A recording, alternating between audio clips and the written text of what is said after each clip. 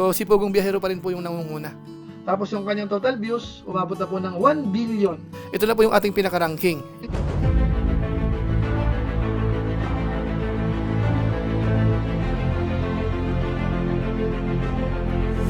Ayun, shoutout guys, muli po, welcome to my YouTube channel. Ito po si Kuya July, ang inyong katugang, ang inyong kalingap na muling bumabati po sa inyo ng magandang araw, magandang gabi.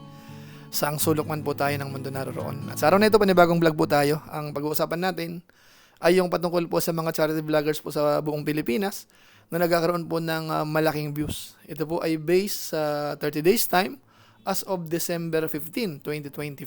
Alamin po natin sino kaya sa kanila ang nagkaroon ng pinakamaraming views. Na-maintain ho ba ni Pugong Biyahero yung pagiging top 1 spot? Dahil nga isa sa mga vlog ng trending ay si Chris na. Yun ho ba ay nagtutuloy-tuloy? Malalaman nyo po yan maya-maya ng konti. Pero bago po yun, konting paalala muna si Kuya July. Baka sakaling meron pa po ditong hindi nakasubscribe sa ating YouTube channel. Huwag natin kalimutan. July Paunil. Tapos pakipindot lang po yung notification bell button para lagi po tayong updated sa aking mga video upload. Tapos yung ating Facebook page po, July Paunil 2.0, pwede po nating i-follow at saka po pwedeng i-like. Maraming salamat po sa inyo. At kung okay lang po, suportahan po natin itong mga nire-review po natin, mga charity vloggers po sa buong Pilipinas. So maraming salamat po sa inyong lahat. Ngayon tuloy na po tayo, pag-usapan na po natin itong mga charity vloggers po sa buong Pilipinas na nakakatulong po sa ating mga kababayan. At alamin po natin sa pagkakataong ito kung sino po ang sinusuportahan ng maraming viewers. Sino ho sa kanila ang talagang pinapanood ng marami?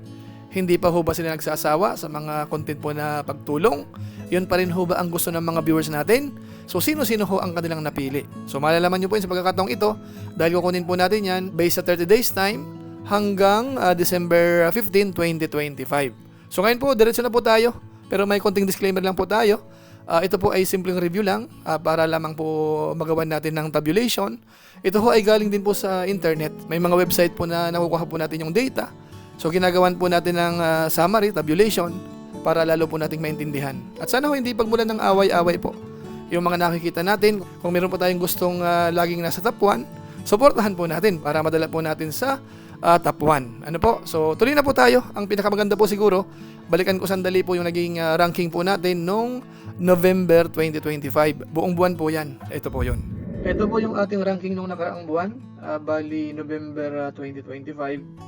Nanguna po noon ay si Pugong Biyahero. Nagkaroon po siya ng 20.04 million views. Pangalawa si Daddy Frankie, 10.51 million views. Pangatlo, Roel of Malalag, 9.88 million views. Pang-apat, Virgilin Cares, 2.0, 4.23 million views. Pang-lima, Lori Aquino Talita, 3.91 million views. Pang-anim, Pinoy Equatorial, 3.89 million views. Pang-pito, Kalingap Tahanan, 3.51 million views. Pang-walo, Tekram, 2.88 million views. At so po mga kawain po natin, sila po yung ating top 8 charity vloggers, most viewed channel noong November 2025. Ngayon ang tanong dito sa panibagong review po natin, sino ho malalaglag sa kanila at sino ang bagong papalit? Sa inyong kaalaman ho, pareho pa rin po. Naiba lang ho yung kanilang ranking. Yung iba po na medyo mataas-taas yung rank nila, maaring bumaba at yung nasa baba, maaring umakyat naman po ng kapiraso. So ngayon po, diretso muna tayo sa statistics ng kanilang YouTube channel. Ito pa rin po yung mapapasama po sa ating top 8. Unahin po natin si Virgilin Cares. Sa ngayon po ay meron siyang 2.6 million views yung kanyang 30 days time. Yung kanyang added subscribers po ay 0 ho ang lumalabas dito. Pero yung kanyang total subscribers po ay nasa 2.21 million. Pagdating po sa total views naman, 225,666,218. Rank sa Pilipinas po ay pang 140. Ang daily performance naman, pagdating po sa bilang ng subscribers, 0 po siya sa ngayon. Pero yung daily views po ay mataas, 87,102. Kaso nga lang po, ang nakita natin dito, yung nai-upload niya po ay 4 lang within 30 days time. Ano po? So yung kanya total views, 2,613,049. So isunod po natin si Tekram. Ang kanyang video views po the last 30 days ay nasa 2.7 million. Added subscribers ay 0 din po. Ibig sabihin hindi po gumagalaw yung bilang ng subscribers. Pagdating naman po sa total, 2.71 million po ang kanyang subscribers. Total video views nasa 898,515,809. Rank sa Pilipinas pang 106. Pagdating po sa daily performance naman po, yung subscribers po, gaya ng sinabi ko kanina, 0 ho dito. Pero sa daily views po ay mataas, 91,659. Tapos nakakapag-upload po siya ng 2 araw-araw, more or less average po yan. Kaya yung kanyang 30 days time, meron po siyang 71 upload. Total views, 2,749,776. Ayan. Tapos sunod po natin si Lori Aquino Talita. Ang kanyang video views for the last 30 days ay umabot po ng 3.7 million. Added subscribers, nasa 1,000 for the last 30 days. Subscribers sa ngayon, 536,000. Total video views, nasa 173,808,530. Rank sa Pilipinas ay pang 561. Daily performance po, meron po siyang 33 subscribers araw-araw. Daily views, nasa 123,345. Nakakapag-upload po siya ng 6, average, ang dami po nito. Nagkaroon po siya ng 168 upload within 30 days time. Ang kanyang total views naman, 3,700,349.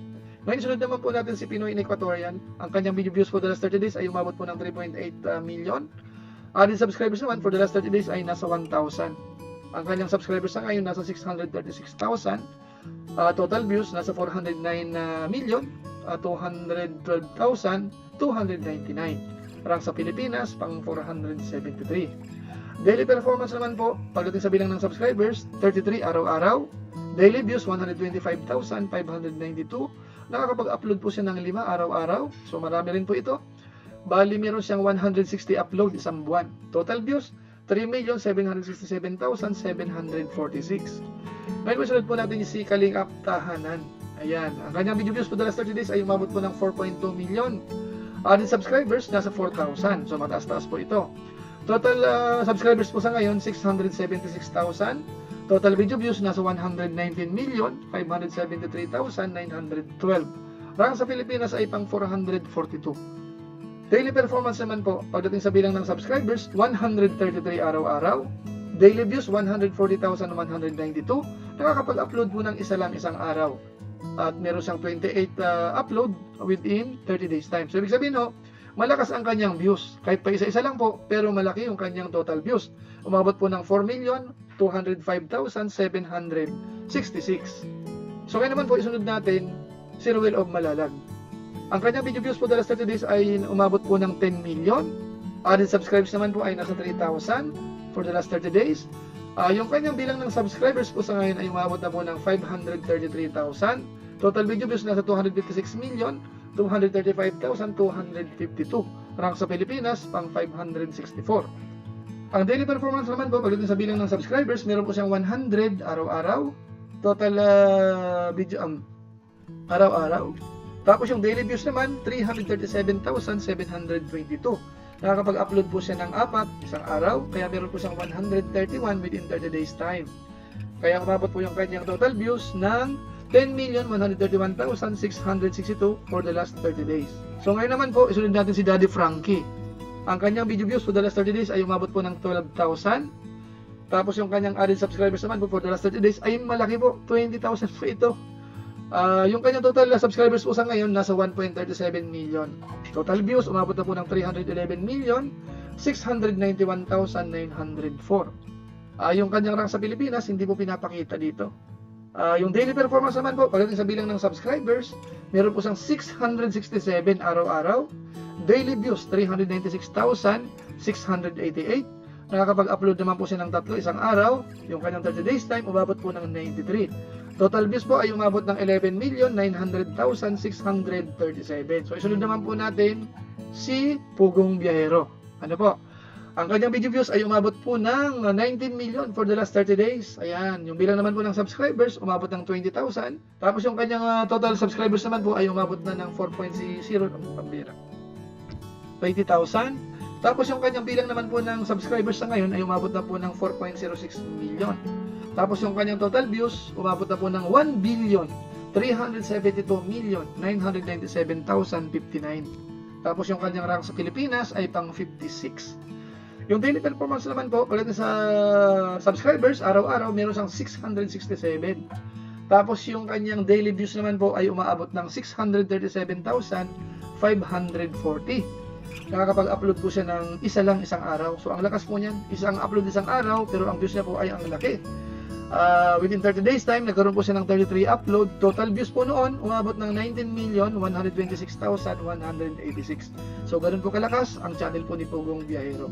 So, yan po mga kababayan po natin. Kitang-kita po natin yung performance ng kanilang channel based po sa views, based po sa subscribers na nadadagdag, yung mga bilang ng upload, gaano sila kasipag, kitang-kita ho natin doon sa pinakita ko kanina.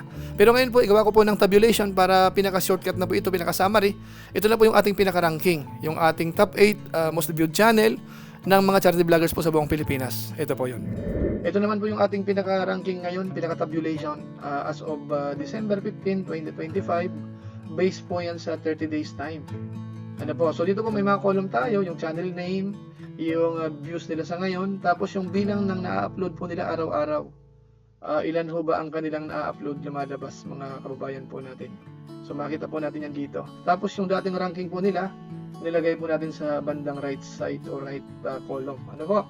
So ang nasa rank 1 natin sa ngayon ay si Pugong Biyahero. Nagkaroon po siya ng 19 million views. Ang pangalawa, si Daddy Frankie, 12 million views. Pangatlo, Ruel of Malalag, 12 million views.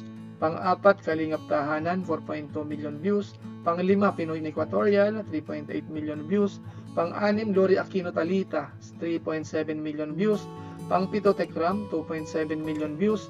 At saka yung pang-walo, Virgin Cares 2.0, 2.6 million views. Ang nasa baba po nila ay sina Kuya Bala Santos Matubang, meron pong 2.4 million views. Marcos TV Channel, 2.2 million views. Kuya Noli Vlog, 1.8 million views. Si Wildlife PH po ay nasa 1.6 million views po siya. At saka yung iba pa. Tapos yung daily upload naman po nila, mapapansin natin dito, sina Pugong Biyahero, Kalingap Tahanan, isa lang po ang kanilang upload isang araw.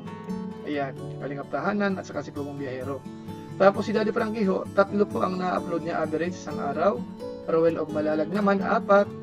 Pinoy Equatorial, 5. Lori Aquino Talita, 6. Tapos si Tekram ho ay 2 lang. Tapos si Virgin Cares, sa loob ng isang buwan ho, meron lang po siyang 4 na na-upload. So konting-konti, mga nasa 0.13 lang kung kukunin po natin yung percentage. Ano po?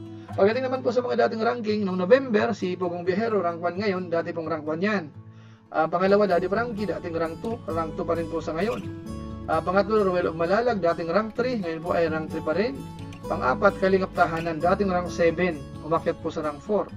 Pang-lima natin, Pinoy Equatorial, dating rank 6, umakyat sa rank 5. Pang-anim, Lori Aquino Talita, dating rank 5, bumaba po sa rank 6. Pang-pito natin, Tekram, dating rank 8, umakyat sa rank 7. Tapos yung pang-walo, Virgin Cares, dating rank 4, ngayon bumaba na po sa rank 8. So si Pugong Biyahero pa rin po yung nangunguna. Dahil nga po talagang malakas po ang kanyang channel, nami-maintain niya po doon sa level na halos 20 million more or less. Sa ngayon po nasa 19 million po si Pugong Biyahero na kung saan ay mataas. Yun naman po ay based lang sa 30 days time. So maaari pa pong madagdagan po yan sa mga darating na araw. Tapos yung pangalawa naman po dyan, si Daddy Frankie, nakita ho natin trending din. At ngayon po, may vlog uli sa kay Oliver. So makakatulong po yun. Siguro sa end of the month, makita po natin yung performance niyan. Sa part naman po ni Ruel of Malalag, nakita natin halos maintain lang naman po yung kanyang range. Ganun pa rin. Tapos yung iba pa po, doon sa bandang baba, halos ganun din. Nagpapalit-palitan lang po sila ng rank. Kung minsan mas malakas yung isa, minsan naman yung isa naman. Ano po? So yan po ang pinakasummary po natin sa ating top 8 charity vloggers po sa buong Pilipinas.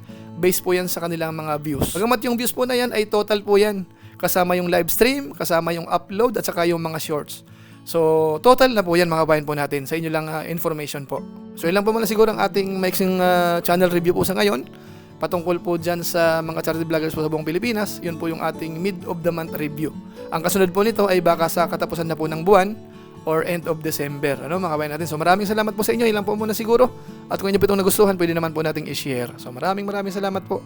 So muli, ito po si Kuya July, ang inyong katugang, ang inyong kalingap na pansamantalang nagpapaalam po muna. Kita-kita ulit tayo sa mga susunod ko pang vlog. Maraming salamat sa inyong walang sama pagsuporta po sa ating YouTube channel. Pagpalain naman kayo ng Diyos. Mabait tayong lahat. God bless. Bye-bye.